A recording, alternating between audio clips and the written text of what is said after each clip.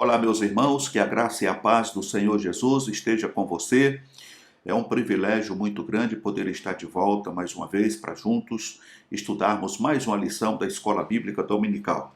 E desta feita vamos estar estudando a lição de número 3 da editora Betel Adultos, que traz por tema Efésios, uma exposição sobre as riquezas da graça, misericórdia e glória de Deus. O título da lição de hoje é A Oração de Gratidão pelo Conhecimento. A verdade prática está registrada em Efésios, capítulo 6, 18, que diz: Orando em todo o tempo, com toda oração e súplica no Espírito, e vigiando nisto, com toda perseverança e súplicas por todos os santos. A verdade aplicada diz: Pela oração nos comunicamos com Deus e cultivamos o necessário contato com nosso Senhor para nossa constante edificação.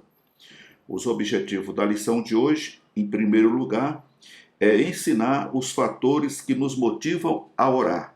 Segundo, mostrar a importância de uma vida de oração. E terceiro, explicar os objetivos da oração.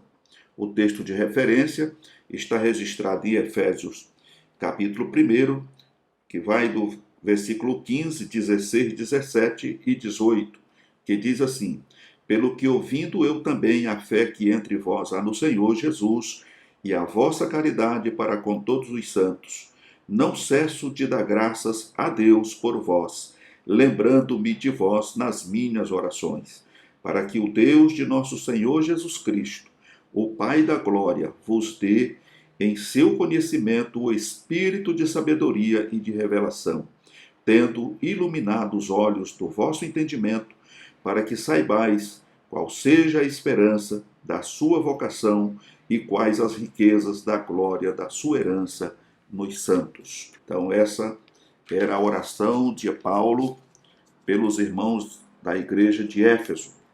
E hoje teremos a oportunidade de conhecermos os fatores que nos motivam a orar. Embora tenhamos recebido de Deus a salvação pela graça, temos a obrigação de orar em todo o tempo, para que sejamos fortalecidos na fé e assim prossigamos vencendo as tentações e desfrutando das bênçãos da salvação que foi nos outorgada por Deus por intermédio de Jesus Cristo, conforme registra 1 Tessalonicenses capítulo 5 e versículo 17. Por intermédio de Jesus, Deus está formando um povo para si. Então, isso nós precisamos ter sempre em mente, que nós não estamos hoje na dispensação da graça, fazendo parte dessa salvação por nós mesmos, porque éramos bonzinhos, porque tínhamos alguma coisa diferente de outros, e isso fez com que nós conquistássemos esse direito. Mas se hoje estamos sendo formados, né, estamos sendo preparados e fomos alcançados por Jesus Cristo, é por conta do grande amor de Deus. Para tanto, a igreja é enviada ao mundo para anunciar a mensagem de Cristo e do amor de Deus a todos os homens. Além de termos esta consciência de que a salvação não vem de nós mesmos, mas é um dom de Deus, é um dom gratuito de Deus.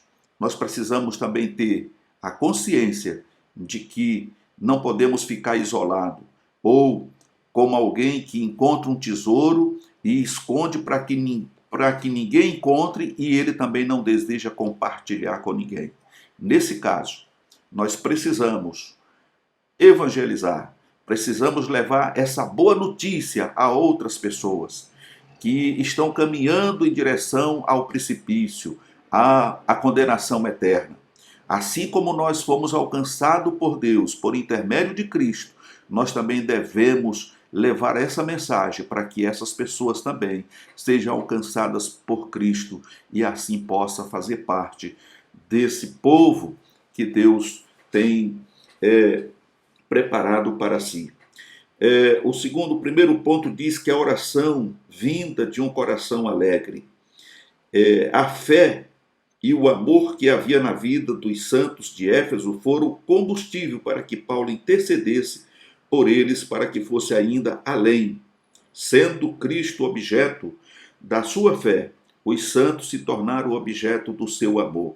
Então Paulo, ele ora por esses irmãos, não é uma oração de pedido, uma oração como geralmente a gente costuma fazer, e vamos ver aqui no contexto dessa lição. Orar para que Deus venha curar, para que Deus venha conceder isso ou conceder aquilo outro. A oração de Paulo era uma oração de gratidão a Deus. E é muito bom, irmãos, quando a gente sabe agradecer, quando a gente é agradecido a Deus por aquilo que Deus já fez, por aquilo que Ele está fazendo e por aquilo que Ele ainda vai fazer.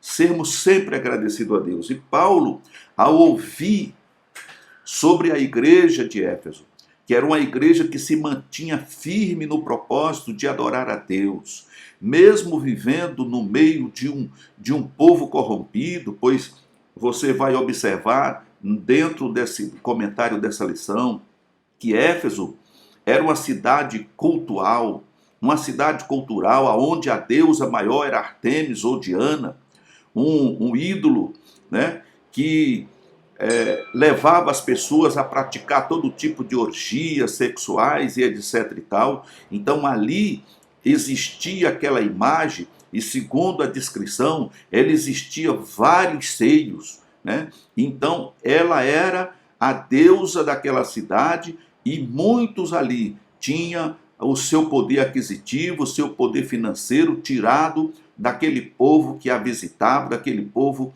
que iam cultuar aquele Deus. Porém, e o mais importante de tudo, é que o Senhor alcançou muitas vidas ali por intermédio de Paulo.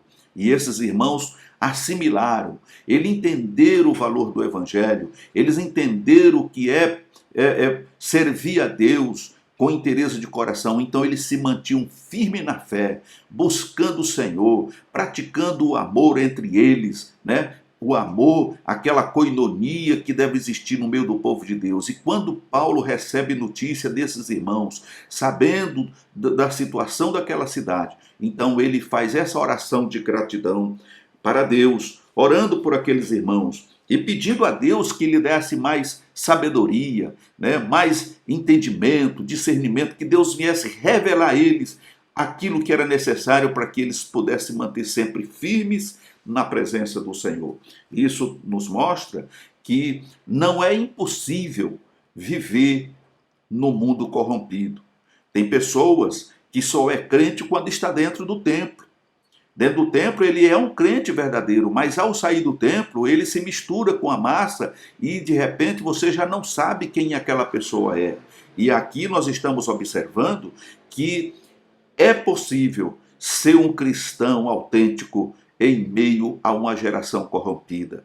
Louvado seja o nome do Senhor. A oração feita aqui vai além de devoção ou compromisso. Ela exprime a alegria de um coração agradecido por ver um povo de bem com Deus. Um outro ponto aqui é a fé exercida pelos santos. No caso, a igreja lá em Éfeso. A igreja estava numa área estratégica. Éfeso era uma cidade portuária que atraía pessoas de várias culturas. A cidade cultuava a deusa Artemis ou Diana, a deusa da fertilidade, que era representada por uma figura feminina com muitos seios. Havia uma grande estátua de Artemis no grande templo. A festa de Artemis envolvia orgias, libertinagem sexual e bebedeira. A vida religiosa e comercial de Éfeso girava em torno da adoração àquela divindade pagã. Mesmo em meio a essa pressão idólatra, os crentes de Éfeso se mantinham inabaláveis e fiéis ao evangelho que haviam recebido, conforme Efésios capítulo 1, versículo 15. Então, irmão, aqui está a comprovação. Você pode ser crente em qualquer ambiente. Isso não vai desconfigurar e não pode desconfigurar a tua fé. Uma vez você crendo em Jesus, Não importa o ambiente, não importa a circunstância, você tem condições de continuar se mantendo firme e fiel a Deus, aquele que te chamou das trevas para a sua maravilhosa luz. E o terceiro ponto vem falar sobre o testemunho dos santos. Esta igreja destacou-se por sua fé e seu amor. O amor não era para essas pessoas simplesmente um lema ou um rótulo. Os cristãos daquela congregação expressaram um amor verdadeiro, baseado em sua fé no Senhor Jesus. Existe uma forma de lealdade a Cristo que não leva ao amor a nossos semelhantes, mas ao cumprimento religioso de certos hábitos e ritos que quase sempre isolam o cristão dos demais. Um verdadeiro cristão deve amar a Cristo e amar a seus semelhantes. E aqui é um ponto que eu sempre tenho batido nessa tecla. Não adianta, irmãos, dizermos que somos santos, que somos cristãos, quando nós somos incapazes de fazer o bem àquelas pessoas que estão à nossa volta e que muitas das vezes estão sofrendo, passando por necessidade. Quando o apóstolo João diz que quando nós dissemos que amamos a Deus e não amamos o nosso próximo, não praticamos o amor com o nosso semelhante, nós somos mentirosos. E como mentiroso, nós não somos filhos de Deus, e sim filhos do diabo. É o que está registrado lá na epístola de João, né? Primeira carta do apóstolo João.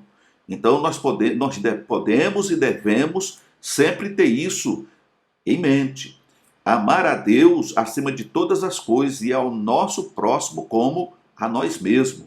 Nós temos que amar os nossos irmãos. E nem sempre todos os nossos irmãos têm as condições que eu e você tem. E é por essa razão que Deus nos colocou para que nós possamos ajudá-los, contribuir com o que podemos para que eles também se sintam bem, até por conta daquilo que está exarado lá no livro de Atos. A igreja do Senhor, ela era uma igreja mista, como é hoje. Tinha gente de todas as classes sociais. Mas o que nos ensina ali a palavra de Deus é que ninguém tinha nada em comum. Todos tinham tudo em comum. Tudo que entrava na igreja era compartilhado. Ali não tinha mais rico e nem mais pobre nem mais rico. Todos ali compartilhavam de todas as coisas. E isto mostra verdadeiramente o amor de Deus, que nos amou de uma maneira integral, sem fazer acepção de pessoa. E quando nós fazemos acepção de pessoa, nós estamos negando a fé. Então nós vemos aqui que nós precisamos ter esse cuidado, né? Como os santos ali da igreja de Éfeso. Eles sabiam que muitos daqueles irmãos eram ex-escravos, eram pessoas que labutavam na diária e ganhavam muito pouco. Então aqueles irmãos que tinham poder aquisitivo, seguindo o modelo da igreja primitiva, eles se amavam e se autoajudavam uns aos outros. Portanto, o amor de Deus era derramado no meio deles. A unção do Espírito Santo era derramada no meio deles. E isso leva Paulo a orar por eles, a orar a Deus agradecendo por esta igreja, por eles estarem andando pelo caminho da verdade e sabendo respeitar as diferenças que existiam entre eles. Então nós vemos aqui, meus amados irmãos, que um verdadeiro cristão deve amar a Cristo e amar seus semelhantes. Por mais ortodoxa que seja uma igreja, por mais pura que seja a sua teologia e por mais nobre que seja a sua liturgia, ela não é uma igreja verdadeira no sentido real do termo, a menos que seja caracterizada pelo seu amor por seus semelhantes. Louvado seja o nome do Senhor. Aqui no tópico 2, nós vamos estar falando sobre a disciplina na oração. Para vencer no mundo, precisamos de orientação divina a cada passo da caminhada, e a oração é o meio pelo qual o Senhor e nós interagimos para que recebamos essas coordenadas. A oração é a nossa respiração diária, ou seja, um cristão que não tem prazer na oração, um cristão que não busca o Senhor em oração, esse cristão está faltando alguma coisa nele, ele está desregulado, porque a oração, como sabemos, ela é a chave que abre as portas das bênçãos e também abre as portas da provisão para nós, no sentido de recebermos de Deus aquilo que temos necessidade, como também toda a proteção necessária para que não sejamos, destruídos pelo inimigo. Então, o inimigo não gosta de crente que ora. Crente que ora e crente que jejua, o inimigo quer distância, porque esse, para ele, já não tem mais jeito. É uma pessoa que está em plena comunhão com Deus. Agora, aquele cristão que não ora, não jejua e não tem nenhum compromisso com Deus, então o inimigo talvez nem se incomode com ele tanto, porque é um sopro e ele já cai da graça. Mas por isso, nós devemos ter disciplina na oração. Para vencer o mundo, precisamos de orientação divina a cada passo da caminhada. E a oração é o meio pelo qual o Senhor e nós interagimos para que recebamos essas coordenadas. E essas coordenadas, ela vem por intermédio de quem? Do Espírito Santo. Quanto mais você ora, mais o Espírito Santo é fluente na sua vida. Te orienta, te conduz, te guia, te mostra, te revela, fala contigo através da palavra. E, enfim, você vai conseguindo superar todos os obstáculos que se levantam. E aí conclui dizendo que a oração é a nossa respiração diária. Nós não podemos viver sem o oxigênio. Se você fechar o nariz por alguns segundos, você vai começar a se sentir mal. Por quê? Porque você depende 100% da respiração e do oxigênio que está à tua volta para continuar vivendo. Da mesma forma, tem que ser a oração para o cristão. A oração, ela faz parte dessa respiração. Esse ar nós precisamos. Se nós precisamos do oxigênio, nós precisamos desse oxigênio celestial, que é a oração, para que possamos nos manter firmes, de pé na presença do Senhor e vencer todo o mal. No segundo ponto, vem falar sobre a intercessão, que é um ato importantíssimo na vida do cristão. Aqui temos um caso atípico. Foram as coisas positivas que motivaram a oração de Paulo. Mas por que eu peguei esse ponto aqui?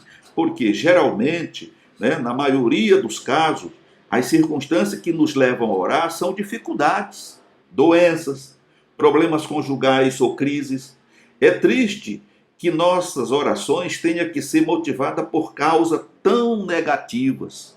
E nesse particular, a oração aqui, ela foi positiva porque Paulo estava sendo avisado de que a igreja de Éfeso estava passando por uma fase muito boa, digamos assim, porque eles estavam na presença do Senhor, amando uns aos outros, dentro daquela coinonia santa, e o Espírito Santo estava trabalhando no meio deles. Então foi uma oração de agradecimento. Não uma oração para que Deus intervisse nisso ou naquilo outro, mas agradecimento. Então nós precisamos sempre interceder pelos irmãos, mas a melhor intercessão é quando nós oramos pelo sucesso da igreja, pelo sucesso da congregação, pela salvação das almas, pelos irmãos que estão recebendo o batismo com o Espírito Santo. Sermos agradecidos a Deus. Senhor, obrigado. Eu quero te agradecer pela salvação das almas naquela congregação. Continua operando, Senhor. Ó, Senhor, pelos irmãos que foram batizados com teu Santo Espírito. Irmãos, Senhor, por aqueles que se tornaram membros do teu corpo. Então, essa oração intercessória é muito importante também. Louvado seja o nome do Senhor Jesus. Num outro ponto aqui, nós vamos ver que interceder é não orar para si, é conversar com Deus em favor de outros. É um dever de todos os cristãos. Isso também não quer dizer, irmãos, que nós não devamos orar por aquelas pessoas que estão enfrentando dificuldade. Claro que devemos, mas o comentarista, ele foca nesse ponto que a melhor intercessão é quando tudo vai bem, porque é uma intercessão de gratidão a Deus. E nós precisamos ter esse foco e esse exemplo de sempre agradecer a Deus pelo que Deus já fez, pelo que Ele está fazendo e pelo que Ele ainda vai fazer. Agradecer a Deus. Por quê? Agradecer pelo que Ele ainda vai fazer é a certeza de que Deus não vai nos desamparar e a certeza de que no dia e na hora certa, o que nós precisamos vai estar em nossas mãos. Louvado seja Deus, porque o segredo é o que está registrado nas Escrituras.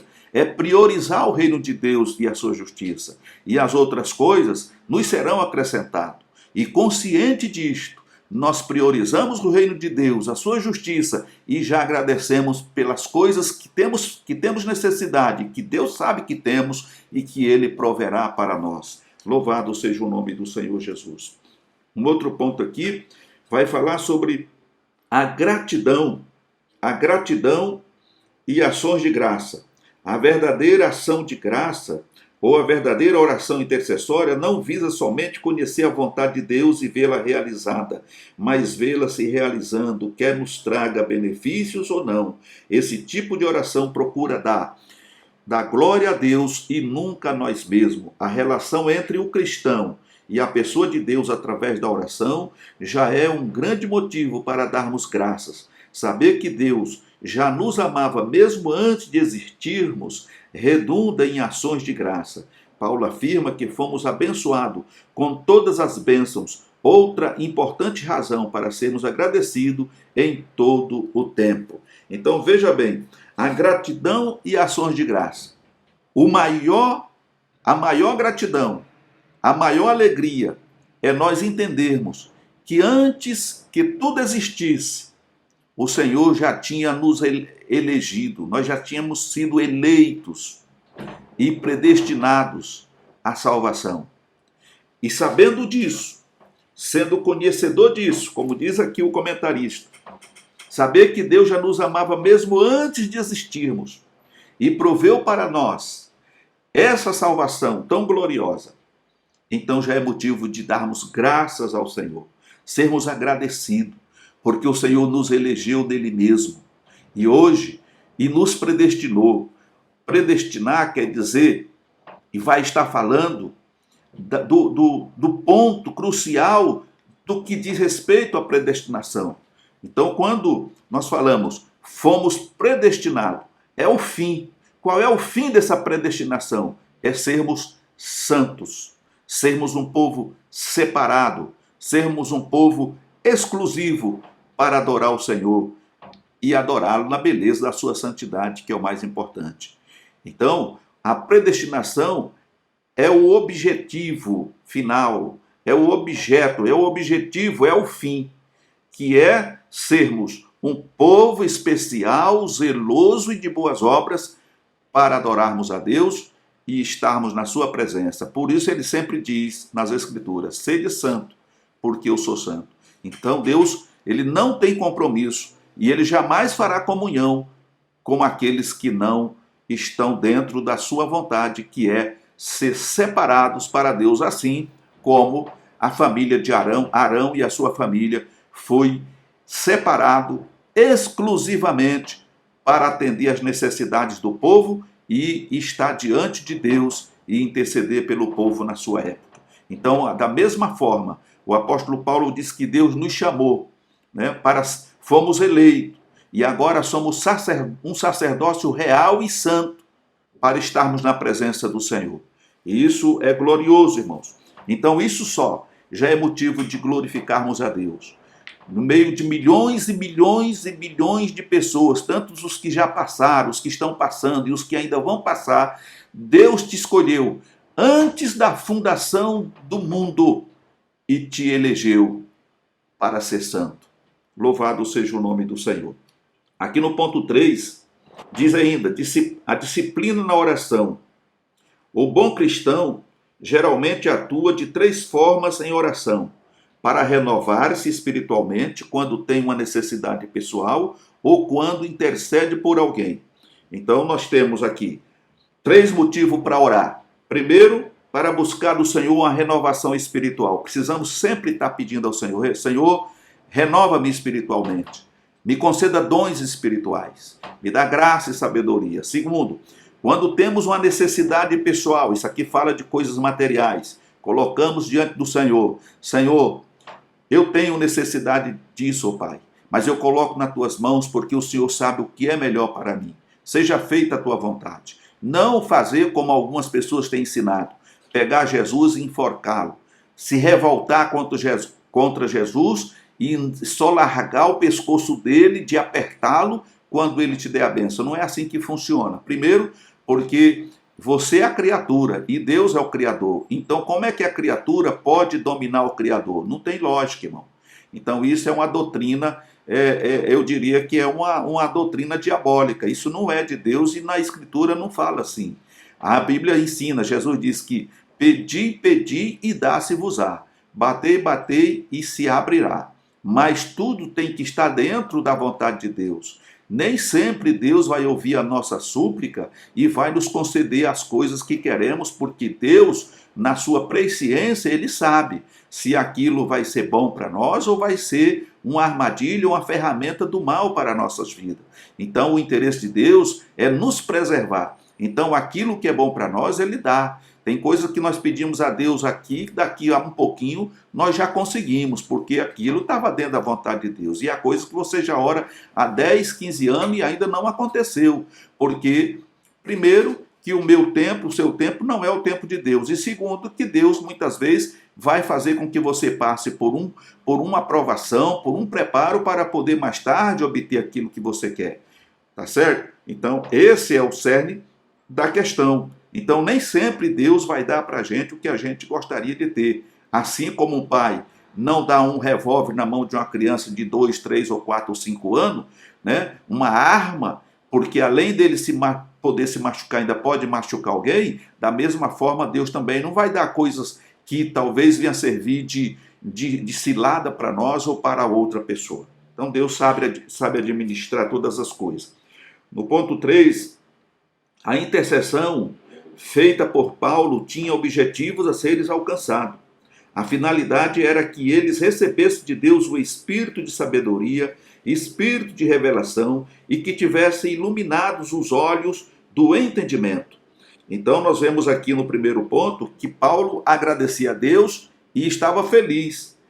E o que ele mais desejava é que aqueles irmãos tivessem iluminado os seus entendimentos, recebesse a iluminação do entendimento, até para saber discernir entre o bem e o mal. E era exatamente isso que estava acontecendo. Embora a cidade fosse uma cidade devasta, cheia de tantos problemas, como sabemos aqui pela história, pela biografia, aqueles irmãos estavam se mantendo firmes e fiéis ao Senhor, adorando ao Senhor na beleza da sua santidade e se desviando do mal. Um outro ponto importante que nós encontramos aqui é sobre o espírito de sabedoria. E nesse caso aqui o apóstolo pede a Deus que os cristãos de Éfeso sejam abençoados com um dom que se refere a uma qualidade de mente ou de alma que se expressa em sabedoria e revelação produzidas unicamente pela ação do Espírito Santo. Trata-se, assim, da sabedoria espiritual que habilita o discípulo de Cristo a se aprofundar no conhecimento de Deus, considerando que a simples sabedoria humana não é capaz de entender as coisas espirituais. E a prova disso é que a palavra de Deus nos revela que o homem natural não compreende as coisas de Deus. Aquele povo que estava ali naquela cidade, envolvido com as orgias e com todas aquelas coisas que aconteciam na cidade, eles não tinham conhecimento de Deus. Mas a partir do momento que as escamas da incredulidade caem dos olhos e que você tem a sua mente renovada pelo Espírito Santo, você passa agora a diferenciar, a distinguir o certo do errado e você passa automaticamente a servir a Deus com um coração inteligente, com a fé alicerçada em Cristo, e se cumpre aqui o desejo do apóstolo Paulo, que era o agradecimento a Deus por essa revelação tão importante que aqueles irmãos estavam obtendo. Nesse segundo ponto aqui, ele vai nos falar sobre o espírito de revelação. E aqui diz que o espírito de revelação, no conhecimento dele, não é outra coisa senão conhecimento pleno e profundo de Deus, recebido através de todas as verdades reveladas por ele mesmo na pessoa do seu Espírito Santo. Ou seja, o espírito de revelação no conhecimento dele, fecha aspas, não é outra coisa senão o conhecimento do pleno e profundo de Deus, recebido através de todas as verdades reveladas. Então, quando nós ouvimos o Evangelho, a palavra de Deus diz que a fé vem pelo ouvir. Enquanto o homem não ouve o Evangelho, o Espírito Santo não consegue convencê-lo do pecado, da justiça e do juízo. Mas a partir do momento que aqueles irmãos ouviram o Evangelho e foram convencidos pelo Espírito Santo, então eles passaram a ter o pleno conhecimento do profundo de Deus, que foi recebido, né? E essas verdades foram reveladas pelo Espírito Santo. É ele que se encarrega de revelar o oculto de Deus para nós, de mostrar a grandeza de Deus, de mostrar tudo aquilo que nós, na ignorância e no pecado, não temos conhecimento. Então, a partir desse encontro, ela se torna para nós algo muito importante, porque nós vamos agora ter essa alegria. É um privilégio poder conhecer a Deus e nos aproximar mais e mais dele, amando a Deus, amando ao próximo, porque olhando para Deus nós não enxergamos. Aí está a questão. E aí é o ponto crucial na vida cristã. Eu não vejo Deus com esses olhos físicos. Você também não vê. Mas quando eu amo a Deus e tenho o amor de Deus derramado no meu coração, então eu expresso esse amor para com o meu semelhante que eu vejo, porque eu sou a imagem de Deus e o meu semelhante também é a imagem de Deus. Então, quando eu olho para o meu irmão, eu vejo Deus, porque ele é a imagem do Deus Todo-Poderoso, porque foi isso que foi registrado lá no Gênesis. E aí, tendo essa consciência, então eu passo a cuidar melhor do meu irmão. Então eu vou exprimir este amor como Deus fez para comigo. Ele me amou de tal maneira que deu seu filho. Então eu passo a amar a Deus e ao meu irmão. E aí eu me responsabilizo por ele. Eu vou ter o cuidado com ele, para que ele não se perca, mas que possamos ter uma comunhão permanente. E era exatamente isso que acontecia na igreja ali de Éfeso. Os irmãos se amavam, os irmãos tinham um amor fraternal uns pelos outros, eles estavam unidos, eles não estavam preocupados com a perseguição estava ali, a orgia estava ali, o pecado estava ali, muitas coisas erradas estavam ali, mas eles estavam unidos, reunidos, e era uma unidade em Cristo, como diz aí um velho provérbio que já foi filme e tantas coisas, é um por todos e todos por um. Estavam ali unidos, uma unidade, trabalhando em prol do Evangelho, levando as boas novas às pessoas que não conheciam e agregando aqueles que vinham, amando aquelas pessoas que chegavam, né? Dando de melhor que eles podiam oferecer para aquelas pessoas. É assim que funciona, é uma comunidade. Foi o que aconteceu lá em Atos dos Apóstolos, né? Quando nós olhamos ali, a igreja primitiva, ela começa assim. Era uma comunidade onde todos estavam juntos, reunidos e todos atentos à mensagem do Evangelho. Eles ficavam ali, perseveravam na doutrina, na oração, no jejum, no partir do pão. Eles estavam ali. E a igreja precisa continuar seguindo essa trajetória. Não pode haver individualismo, não pode haver acepção de pessoas. Não pode haver esse tipo de coisa, porque é através disso que a divisão vem, a tristeza abate as pessoas e o Senhor se entristece. E para concluirmos, Paulo ora aqui pela iluminação do entendimento. E nós vemos que a natureza caída do homem não lhe permite discernir corretamente as coisas concernente ao mundo espiritual. Ele precisa que os olhos do seu entendimento, ou seja, o coração, sejam iluminados pela chama do Espírito Santo de Deus, o qual lhe permitirá distinguir entre o natural e o espiritual. É por isso que a palavra estabelece a diferença entre o homem natural e espiritual. O homem precisa de ajuda divina para poder compreender o desenvolvimento do plano mestre que Deus traçou para todos os séculos. Então, para concluir essa lição, somente aqueles que já estão em Cristo, que se tornaram nova criatura e que receberam o penhor, é que são capazes de discernir o que é espiritual e o que é natural.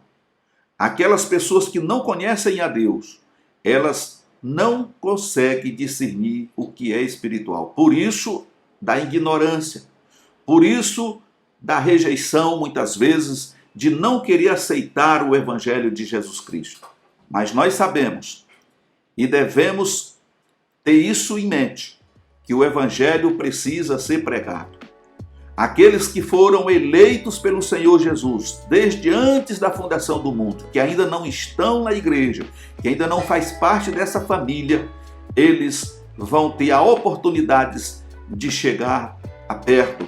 No momento certo, eles vão ouvir a voz do Senhor e vão se dobrar diante do Evangelho e aceitar Jesus como Salvador.